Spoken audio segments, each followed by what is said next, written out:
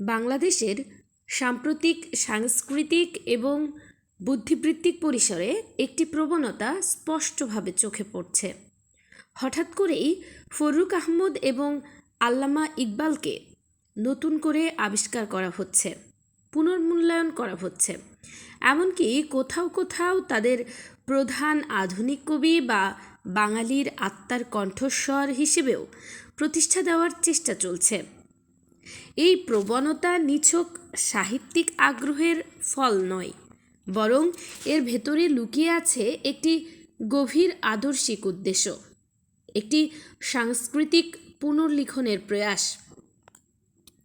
প্রথমেই পরিষ্কার করে বলা প্রয়োজন, ফররুখ আহমদকে বাংলাদেশের প্রধান আধুনিক কবি বলা শুধু অতিরঞ্জন নয়, বরং একটি ভুল পাঠ।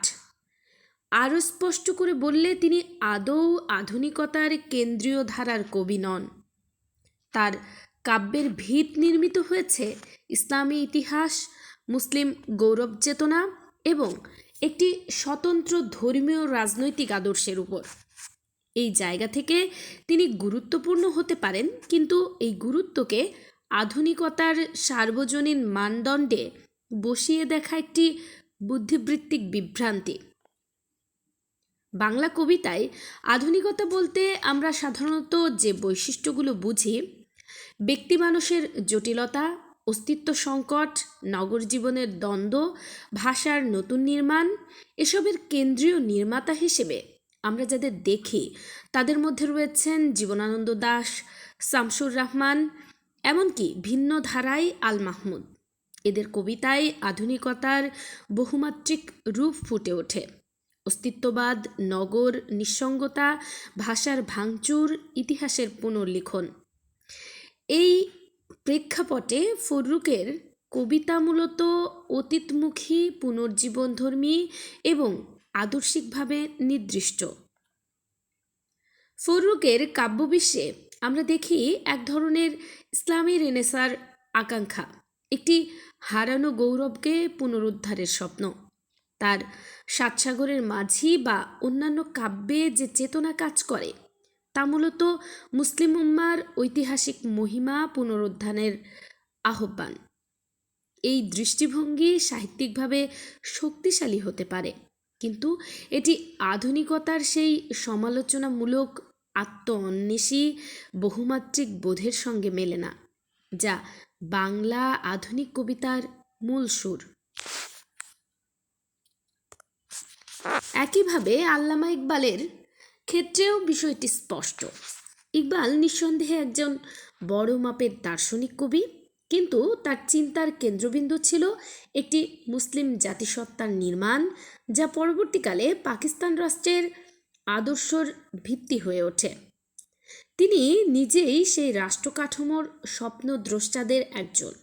ফলে তাকে পাকিস্তানের কবি বলা শুধু রাজনৈতিক স্লোগান নয়, একটি ঐতিহাসিক সত্য। এই জায়গা থেকে প্রশ্নটা আরও গুরুত্বপূর্ণ হয়ে ওঠে, বাংলাদেশে এই দুই কবিকে নতুন করে কেন্দ্রীয় করে তোলার অর্থ কী? এখানে আসে রাজনৈতিক ও সাংস্কৃতিক প্রেক্ষাপট। বাংলাদেশ রাষ্ট্রের জন্ম হয়েছে একটি নির্দিষ্ট ঐতিহাসিক সংগ্রামের মধ্য দিয়ে, মুক্তিযুদ্ধ, যার ভিত্তি ছিল ভাষাভিত্তিক বাঙালি জাতীয়তাবাদ, সাংস্কৃতিক স্বাতন্ত্র্য এবং পাকিস্তানি রাষ্ট্রচিন্তার বিরুদ্ধে এক সুস্পষ্ট অবস্থান। এই ইতিহাসে পাকিস্তান কেবল একটি ভৌগোলিক সত্তা নয়, বরং একটি দমনমূলক রাজনৈতিক কাঠামো, যার বিরুদ্ধে লড়াই করেই বাংলাদেশের জন্ম। এই প্রেক্ষাপটে যদি পাকিস্তানি ভাবধারার সঙ্গে যুক্ত করে কবিদের যেমন ফররুখ বা ইকবাল বাংলাদেশের কেন্দ্রীয় সাহিত্যিক আইকন হিসেবে প্রতিষ্ঠা দেওয়ার চেষ্টা হয়, তাহলে সেটি নিছক সাহিত্যিক মূল্যায়ন থাকে না, বরং এটি একটি আদর্শিক পুনর্গঠন হয়ে ওঠে। এটি এক ধরনের ন্যারেটিভ শিফট, যেখানে মুক্তিযুদ্ধভিত্তিক জাতীয়তাবাদের জায়গায় ধীরে ধীরে ধর্মভিত্তিক পরিচয়কে সামনে আনার চেষ্টা করা হয়। এই প্রক্রিয়ায় ইতিহাসকে সরাসরি অস্বীকার করা হয় না, বরং তার গুরুত্বকে আপেক্ষিক করা হয়, খাটো করা হয় কিংবা বিকল্প ব্যাখ্যার মাধ্যমে দুর্বল করে দেওয়া হয়।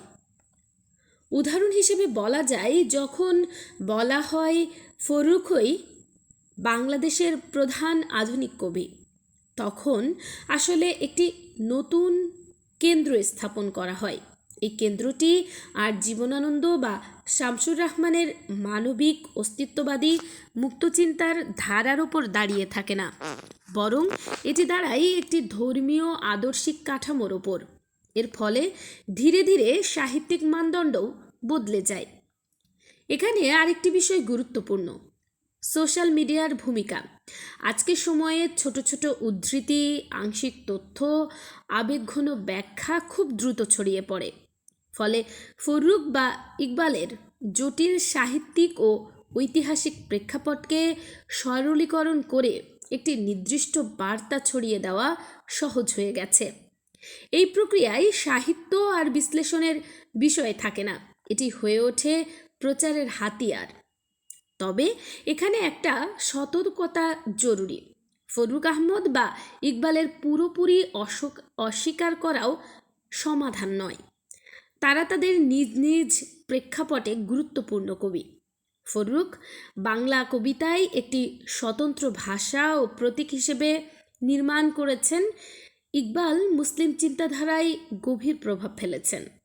কিন্তু সমস্যা তখনই তৈরি হয় যখন তাদের সাহিত্যিক অবস্থানকে বিকৃত করে, প্রসঙ্গচ্যুত করে একটি নতুন আদর্শিক কাঠামোর মধ্যে বসানো হয়।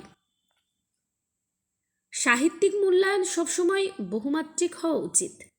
একজন কবির নান্দনিকতা, ভাষা, প্রতীক, ঐতিহাসিক প্রেক্ষাপট সব কিছু বিবেচনায় নিতে হয়। কিন্তু যখন একটি নির্দিষ্ট রাজনৈতিক উদ্দেশ্য সামনে থাকে, তখন এই জটিলতা হারিয়ে যায়, সব কিছু সাদা কালো হয়ে পড়ে। বাংলাদেশের সাংস্কৃতিক ইতিহাস মূলত একটি দ্বন্দ্বের ইতিহাস। ভাষা বনাম ধর্মীয় পরিচয়, মুক্তচিন্তা বনাম আদর্শিক নিয়ন্ত্রণ, বহুত্ববাদ বনাম একরৈখিকতা। এই দ্বন্দ্বের মধ্যে দিয়েই আমাদের সাহিত্য, সংস্কৃতি, রাষ্ট্রচিন্তা গড়ে উঠেছে। ফলে কোনো একটি ধারাকে এককভাবে প্রধান হিসেবে প্রতিষ্ঠা দেওয়ার চেষ্টা এই বহুমাত্রিকতাকে সংকুচিত করে। ফররুখকে ইসলামী রেনেসাঁর কবি বলা যেতে পারে, এটি তার শক্তির জায়গা। কিন্তু তাকে আধুনিকতার কেন্দ্রীয় প্রতিনিধি বলা মানে আধুনিকতার ধারণাকেই সংকুচিত করা। একইভাবে ইকবালকে দার্শনিক কবি হিসেবে মূল্যায়ন করা যায়, কিন্তু তাকে বাঙালি জাতীয়তাবাদের প্রেক্ষাপটে বসানো একটি ঐতিহাসিক অসামঞ্জস্যতা। সবশেষ এই প্রশ্নটি এড়ানো যায় না, এই নতুন করে ফররুখ ইকবাল চর্চার ঢেউ কি কেবল সাহিত্যিক আগ্রহের ফল, নাকি এর ভেতরে লুকিয়ে আছে একটি বৃহত্তর রাজনৈতিক উদ্দেশ্য? উত্তরটি সহজ নয়, কিন্তু লক্ষণগুলো স্পষ্ট। যখনই কোনো সমাজ তার প্রতিষ্ঠিত ইতিহাস, মূল্যবোধ ও সাংস্কৃতিক ভিত্তিকে নতুন করে প্রশ্নবিদ্ধ করতে চায়, তখন সে তার সাহিত্যিক আইকনগুলোকেও পুনর্নির্মাণ করে। বাংলাদেশেও আজ সেই প্রক্রিয়ার একটি রূপ আমরা দেখতে পাচ্ছি। এই প্রেক্ষাপটে দায়িত্বশীল বুদ্ধিবৃত্তিক অবস্থান হবে না অন্ধ সমর্থন, না অন্ধ প্রত্যাখ্যান, বরং প্রেক্ষাপট সম্মত, যুক্তিনির্ভর, সমালোচনামূলক পাঠ। কারণ সাহিত্য শুধু শব্দের বিন্যাস নয়, এটি একটি জাতির আত্মপরিচয়ের অংশ। আর সেই আত্মপরিচয়কে পুনর্লিখন করার চেষ্টা কখনোই নিরপেক্ষ থাকে না।